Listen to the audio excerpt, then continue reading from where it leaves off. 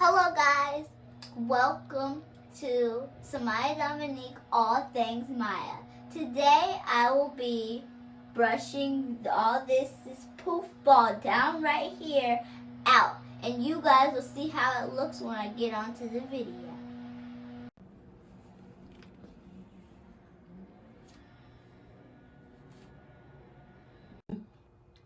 And this is how your hair looks after you combed it out.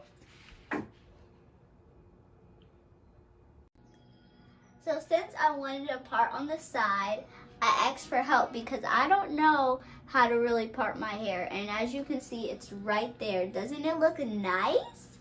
And so you can always just get help if you want your hair parted. Like, just get help, and once you get help, you'll be fabulous and you won't look like you just got out of the bed. So next, you have to, if you put some gel on the side of your hair on both sides, and just do it like this on both sides, and then just plait and then push it down like this, and then get a brush and then brush it down.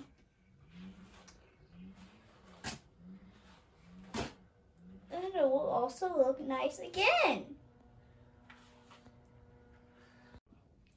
Then you put some gel on your sides and then just wipe them on the sides. And if you want to, you can make those little baby swirls y'all do.